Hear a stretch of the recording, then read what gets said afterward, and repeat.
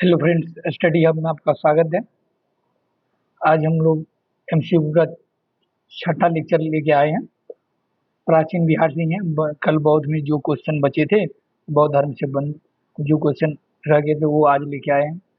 आज बौद्ध धर्म से जितने भी क्वेश्चन बने, सारे क्वेश्चन लगभग 55 क्वेश्चन होंगे। बौद्ध धर्म से जितने बनने वाले थे, जितने फैक्चुअल इंफॉर्मेशन, सारे क्वेश्चन लेके आए हैं। ठीक, तो आप लोग आते हैं तो कंटिन्यूटी बनाए रखें, मतलब एमसीक्यू देखने का। और प्लस में अब जो भी क्वेरी हो, कोई भी प्रॉब्लम हो तो आप कमेंट में बताएं, तो मैं अगले वीडियो में उसका सोल्यूशन लेके आऊँगा। और आप लोग देखते हैं तो शेयर भी करिए अपने दोस्त को जो अच्छा लग रहा है तो। ठीक, चलिए चालू कर दिए बिना कुछ देर के एक मोटिवेशनल कोटेशन के साथ। मुश्किलों से कह दो कि उलझन ना करे हमसे। मुश्किलों से कह दो कि उलझन ना करे हमसे। हमें हर हाल में जीने का हुनर आता है। ठीक, प्रथम बौद्ध संगति कहाँ हुई थी? एकदम आसान क्वेश्चन है। तो उससे जितने भी क्वेश्चन बन रहे थे ना, फैक्चुअल इन्फॉर्मेशन, सारे क्वेश्चन लेके आए। तो पहले बैकग्राउंड में ये देखेंगे कि मुझे पता क्या क्या है बौद्ध संगति के बारे में, प्रथम द्वितीय तृतीय चतुर्थ बौद्ध संगति में। तो बैकग्राउंड क्वेश्चन देखिए, बैकग्राउंड में घूमना चाहिए दिमाग में कि हाँ ये पढ़े हैं। राजगीर अरे वल्लभी, ये तो जैन धर्म का द्वितीय सम्मेलन, द्वितीय संगति हुआ था जैन धर्म में। ये तो आंसर नहीं होगा। ठीक, तक्षशिला तो कोई ऐसा है ही नहीं। तक्षशिला कहीं तो पढ़े भी नहीं है कि कोई संगति जैन हो या बौद्ध हो, कोई तक्षशिला में हुआ है। कश्मीर बौद्ध का चतुर्थ संगति हुआ है कश्मीर में, कुंडलवन में। तो ये भी नहीं आप पूछ रहे हैं यहाँ प्रथम। तो प्रथम पढ़े हैं कि राजगीर में हुआ है अजातशत्रु के समय में 483 ईसा पूर्व में। ठीक, अध्यक्ष कौन थे? तो महाकश्यप थे अध्यक्ष। अब पूछ रहा है द्वितीय बौद्ध संगति कहाँ हुई थी? द्वितीय बौद्ध संगति तो देखिए, पहली तो देख लिए राजगीर में हुई। ये पाटलिपुत्र, तो पाटलिपुत्र में तो तृतीय बौद्ध संगति हुआ था अशोक के समय 250 ईसा पूर्व में। ठीक, उज्जैन तो नाम भी नहीं सुने किसी संगति में, तो ये नहीं होगा, ये भी नहीं होगा आंसर। कश्मीर अभी ऊपर ही पढ़ रिवीजन किए हैं, पढ़े हैं कि ये तो चतुर्थ बौद्ध संगति हुई थी इसमें, कुंडलवन क्षेत्र में। तो इसका आंसर बी, वैशाली में हुआ था। द्वितीय बौद्ध संगति वैशाली में हुआ था। इसके अध्यक्ष सर्वकामी या सवाकामी कहीं भी लिखा रहता है, वो था। 283 ईसा पूर्व में, 383 ईसा पूर्व में हुई थी ये।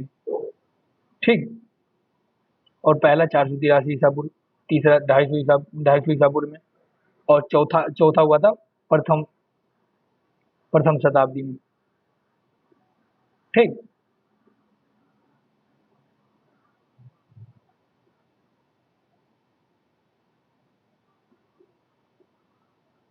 तृतीय बौद्ध संगति कहाँ हुई थी?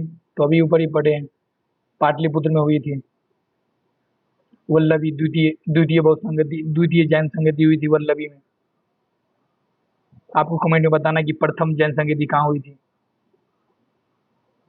यहाँ वैशाली तो देख लिए। द्वितीय प्रथम बौद्ध संगति राजगीर में हुआ था। प्रथम बौद्ध संगति मगध सम्राट अजातशत्रु के शासनकाल में राजगीर की सप्तकर्णी गुफा में हुई थी। इस बौद्ध संगति के पश्चात किस बौद्ध धर्म की रचना हुई थी? प्रथम बौद्ध संगति में किस बौद्ध ग्रंथ की रचना हुई थी? तो हम लोग क्विक रिवीजन पढ़े थे कि शुद्ध पिटक, विनय पिटक की रचना हुई थी। और शुद्ध पिटक की रचना, यदि शुद्ध पिटक की रचना देखे तो आनंद ने किया था। और विनय पिटक की रचना देखे तो उपाली ने किया था। और इसमें व्याख्या किसकी है? तो शुद्ध पिटक में देखे तो धर्म उपदेश के बारे में व्याख्या की गई है शुद्ध पिटक में, धर्म उपदेश के बारे में। और इसमें देखे विनय पिटक में तो बौद्ध धर्म के नियम उपनियम के बारे में। ठीक, यहाँ अभिधम पिटक भी दिया था। अभिधम पिटक में पता है, अभिधम पिटक में बौद्ध धर्म की दार्शनिक व्याख्या है, दार्शनिक व्याख्या। ठीक, बौद्ध धर्म की दार्शनिक व्याख्या है अभिधम पिटक में। तृतीय बौद्ध संगति अशोक के शासनकाल में पाटलिपुत्र के अशोकाराम बिहार में आयोजित हुई थी। इस आयोजन की अध्यक्षता किसने की थी? तो मोगली यहाँ देखेंगे, ये वसुमित्र देखिए, पहले बैकग्राउंड में घूमना चाहिए कि कौन कहाँ से, पहले देखिए शुभकामी या सबकामी है, तो ये तो द्वितीय बौद्ध संगति का आयोजन किया था, उसकी अध्यक्षता की थी इसने। माँ कश्यप प्रथम बौद्ध संगति का, ये चतुर्थ बौद्ध संगति का,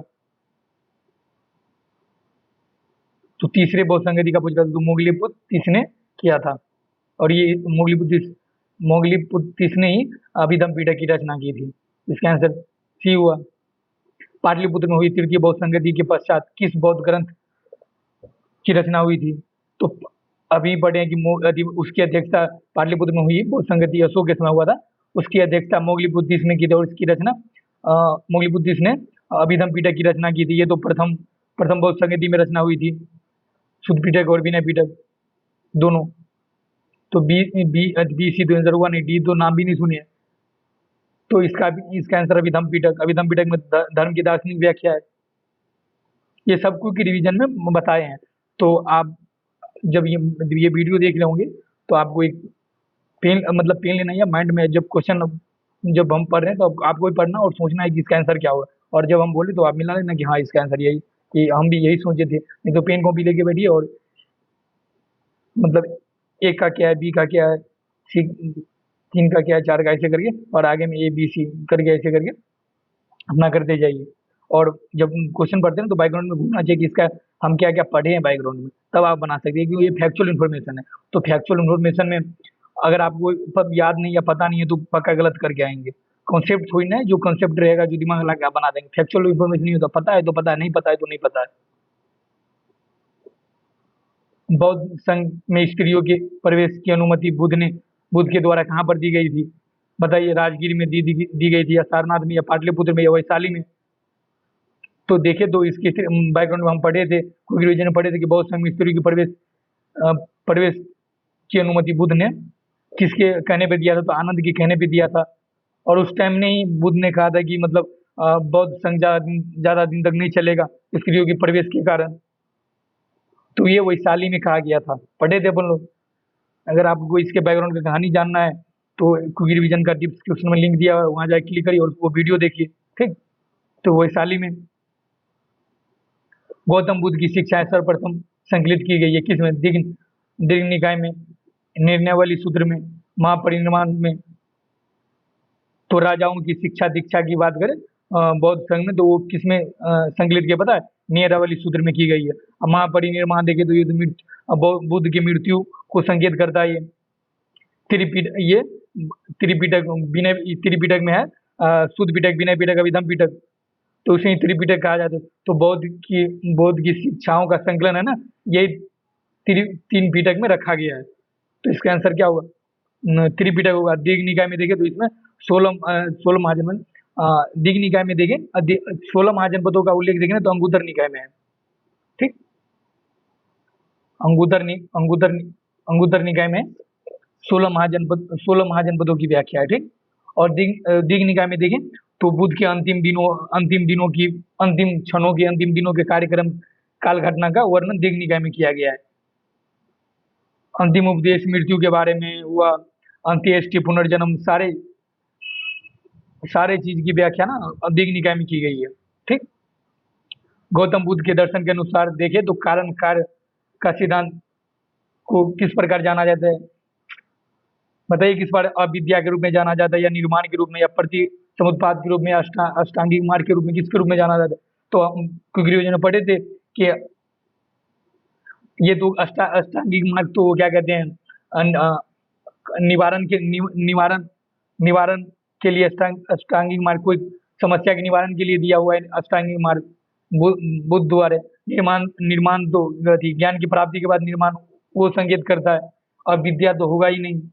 तो बताइए, तो हम लोग पढ़े थे क्योंकि रिवीजन वाले क्लास में कि सब प्रतिसमुत्पाद कारण और कार्य की व्याख्या करता है। किसी कार्य को करने से किसी कार्य का कोई ना कोई कारण होता है, हर कार्य का अपना अपना कारण होता है, ये बताया गया इसमें। अगर किसी कार्य के कारण को समझ ले तो उसके सोल्यूशन को जड़ तक पहुंचने में आसानी होती है। तो ऐसे करके प्रतिसमुत्पाद की व्याख्या बौद्ध दर्शन में किया गया और वो कारण कार्य संबंध को दर्शाता है। ठीक, बौद्ध धर्म का हीनयान संप्रदाय विश्वास करता है, बताइए किसमें विश्वास करता है? गौतम बुद्ध एक महामानव अवतार नहीं, गौतम बुद्ध भगवान के रूप में अवतार है। गौतम बुद्ध एक साधारण मानव है, गौतम बुद्ध एक अवतारी पुरुष है। तो हीनयान और महायान के रूप में चतुर्थ बौद्ध संगति में अलग हुआ था, हीनयान और महायान के रूप में बौद्ध धर्म। तो हीनयान वाले मानते हैं कि ये अवतारी पुरुष नहीं थे, देवता नहीं थे बुद्ध, लेकिन महायान शाखा वाला मानते हैं कि नहीं, महापुरुष थे, वो अवतार लिए थे, बोधिसत्व को मानते हैं महायान वाले। तो यहाँ पूछ रहा है हीनयान वाले के बाद, तो ये भगवान का अवतार मानते हैं महायान वाले। ठीक, बुद्ध एक साधारण मानव है, ये कोई नहीं मानता ये साधारण मानव है। ठीक, ये अवतारी पुरुष कौन मानता है? तो महायान वाले मानते हैं, और हीनयान वाले अवतारी पुरुष नहीं मानते। ये महामानव है ये मानते हैं, लेकिन अवतारी पुरुष नहीं मानते। ठीक, तो इसका आंसर ए हुआ। अगर किसी क्वेश्चन में अगर बैकग्राउंड में आप मतलब पढ़े होंगे ना, तो बैकग्राउंड में कुछ ना कुछ जरूर चलेगा उसके रिलेटेड। जब आप पढ़े होंगे, ना पढ़े होंगे तो खाली रहेगा, तो क्वेश्चन आप गलती करके आएंगे। तो क्विक रिवीजन एकदम, जब एग्जाम से 1 मंथ पहले आराम से क्विक रिवीजन क्लास देखिए और मस्त रहिए और रिवीजन करते रहिए। किस बौद्ध ग्रंथ से संघ जीवन के नियम के बारे में पता चलता है? तो ऊपर में ये अब चर्चा कर रहे थे अपन लोग कि विनय पिटक में संघ के जीवन के नियम, उपनियम, विनियम के बारे में व्याख्या की गई। विधम पिटक में धर्म की दार्शनिक व्याख्या की गई है। दीघ निकाय पिटक में तो बुद्ध के जीवन के अंतिम समय की व्याख्या की गई है। जन्म मरण अंतिम उपदेश जो भी दीघ निकाय में किया गया है। तो इसका आंसर आप सी हुआ आपका। बौद्धकालीन अभिलेख किस भाषा में लिखे गए? तो यहाँ देखिए प्राकृत, संस्कृत, अर्धमगधी या पाली भाषा में। तो ये देखिए अर्धमगधी और प्राकृत भाषा में इन दोनों उपदेश, विशेषकर अर्धमगधी में महावीर स्वामी ने उपदेश दिया था। और जैन धर्म में देखिए तो प्राकृत और अर्धमगधी दोनों में उपदेश दिया गया है। और बाद में जैन धर्म के भिक्षु ने संस्कृत में उपदेश देने लगा। और बौद्धकालीन अभिलेख देखिए तो वो मुख्य रूप से पाली भाषा में लिखी गई है और पाली भाषा में उपदेश दिया। इसीलिए बौद्ध धर्म का जैन धर्म से ज्यादा प्रसार हुआ, क्योंकि लोक भाषा का बौद्ध वालों ने वो लोक भाषा का प्रयोग किया अपने उपदेश देने के लिए, न कि ब्राह्मणों की भाषा की। ठीक, वैशाली में हुई द्वितीय बौद्ध संगति के पश्चात बौद्ध संघ विभक्त हो गए। मतलब द्वितीय बौद्ध संगति में के पश्चात,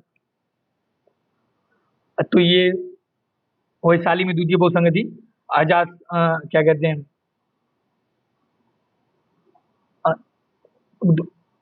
अस्थिवीरवादियों और महासांघिक के रूप में हुई थी। और उसकी अध्यक्षता देखे तो सब काम ही कर रहे थे। और ये हीनयान और महायान तो चतुर्थ बौद्ध संगति में अलग हुआ था।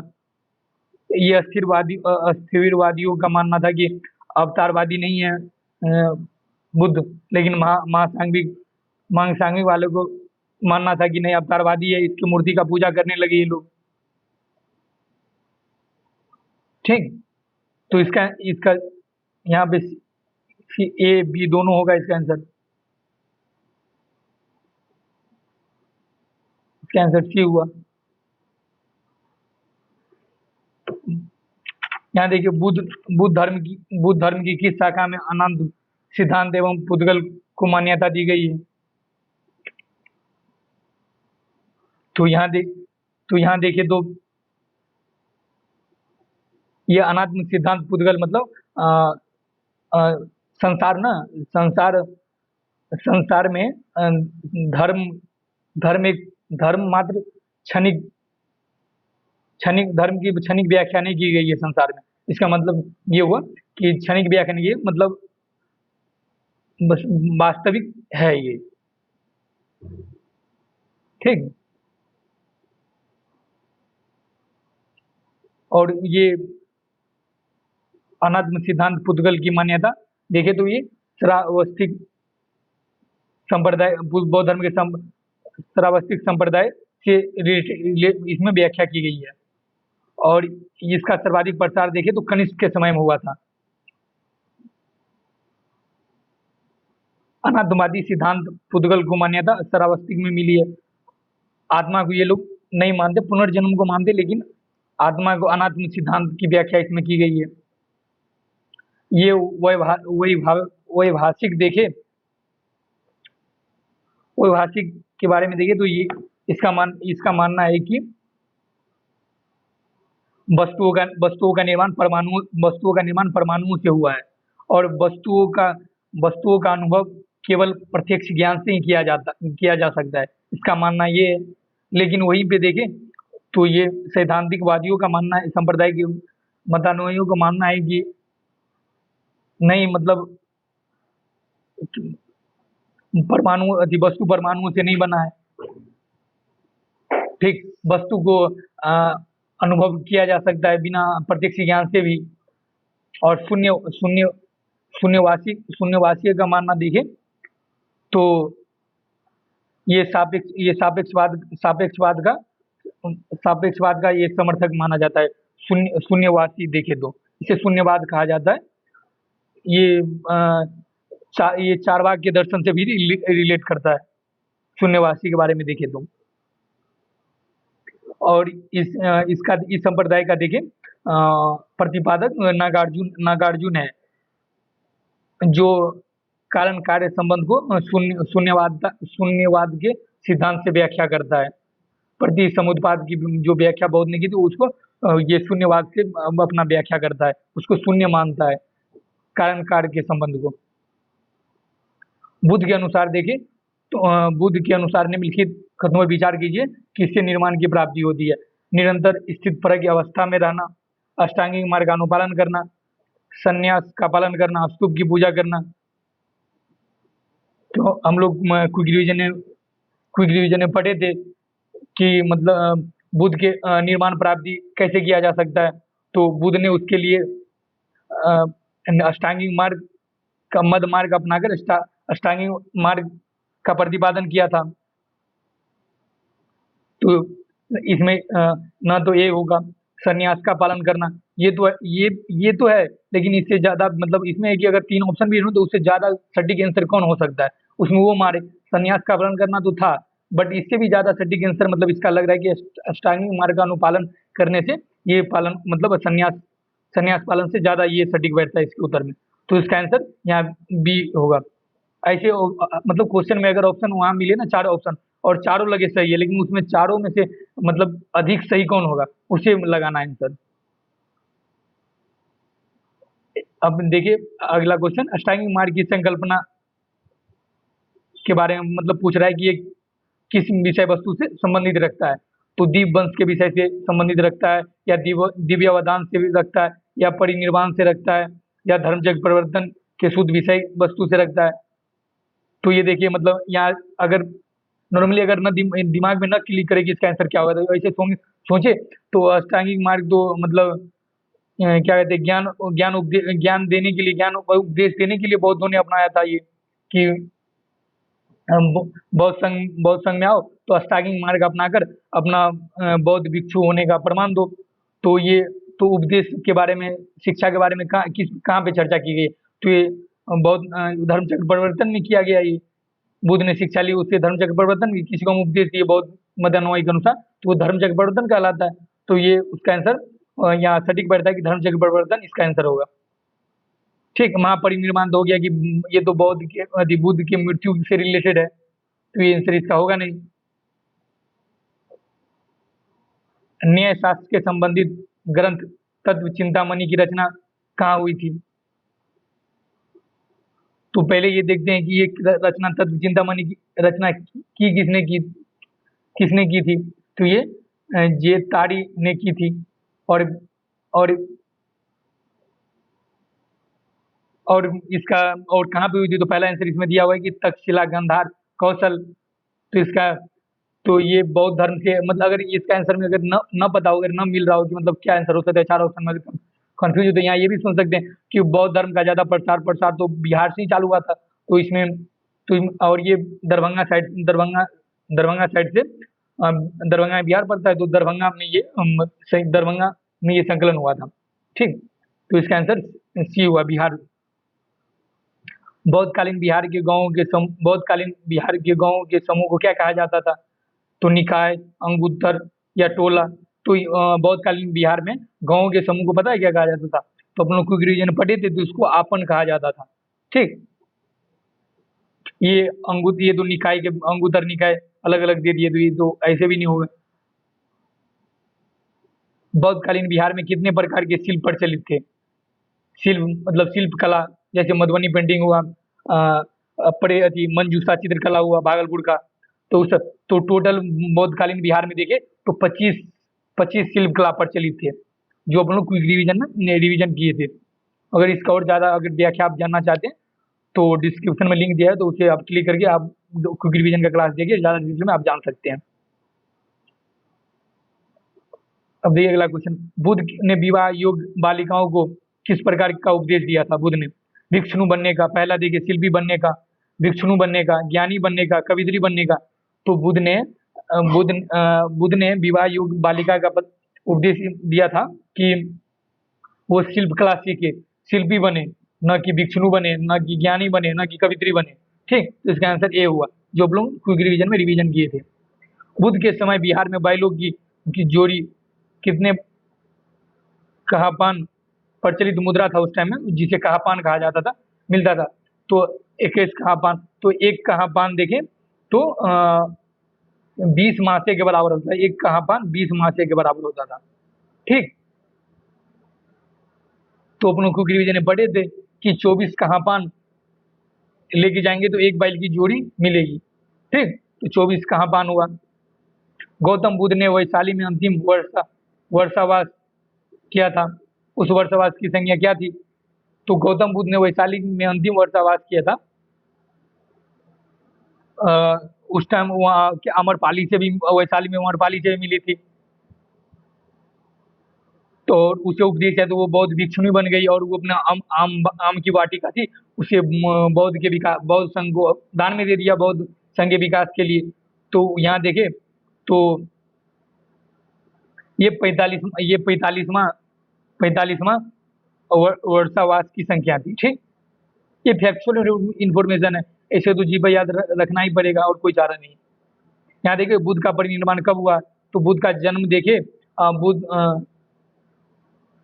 बुद्ध का जन्म देखे तो 528 ईसा पूर्व में हुआ था, और इसकी मृत्यु देखे तो 483 ईसा पूर्व में हुआ था। ठीक, बुद्ध के परिनिर्वाण के पश्चात कौन बौद्ध संघ का प्रधान बना? बताइए कौन बुद्ध के परिनिर्वाण के पश्चात बौद्ध संघ का प्रधान कौन बना? महाकश्यप बना, तीस बना, या अजातशत्रु बना?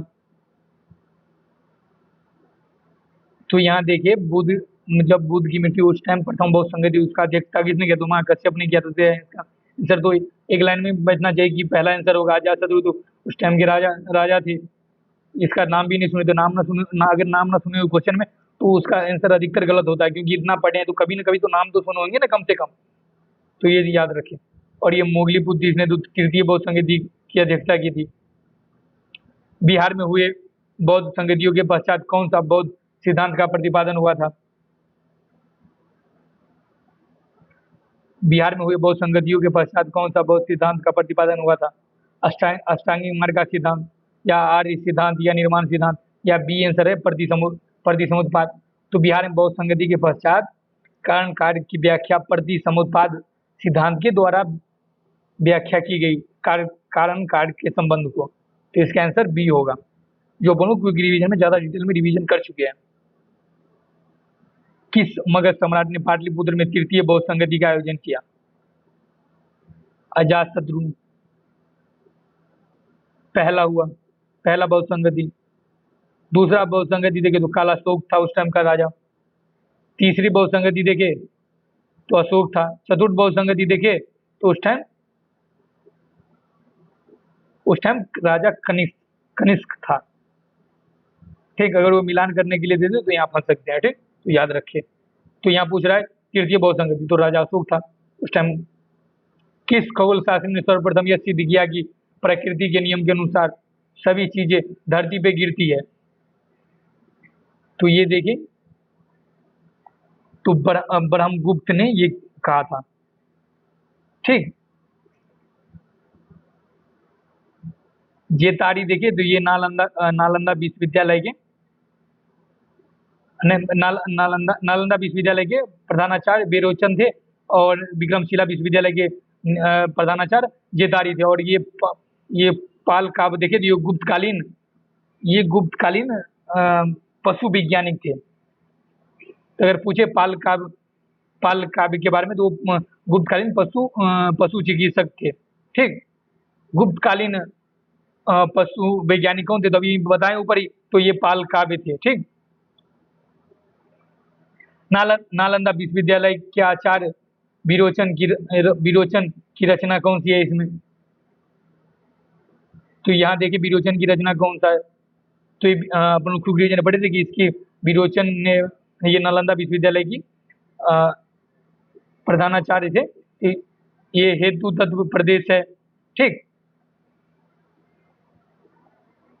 इसकी रचना विक्रमशिला विश्वविद्यालय में कौन सा आचार्य शांतिपा के नाम से प्रसिद्ध हुए थे? तो इसमें अगर नरोपा देखे, महिपा देखे, कोई नहीं, और ये शांतिपा के नाम से प्रसिद्ध था। तो यहाँ देखिए रत्नाकर शांति ही थे जो शांतिपा के नाम से प्रसिद्ध थे। ठीक, चलिए आज टोटल आप लोगों के लिए 35 क्वेश्चन लेके आए थे, 25 कल था, टोटल 55 हो गए, आज 35 हुआ, तो टोटल 55 हो गए। बौद्ध धर्म के जितने क्वेश्चन बने थे वो सारे क्वेश्चन आप लोगों के लिए लेके आए। चलिए आशा करते हैं आप लोगों को अच्छा लग रहा होगा। धन्यवाद। अगर अच्छा लग रहा है तो शेयर करिए, लाइक करिए, कमेंट करिए। ठीक, चलिए धन्यवाद।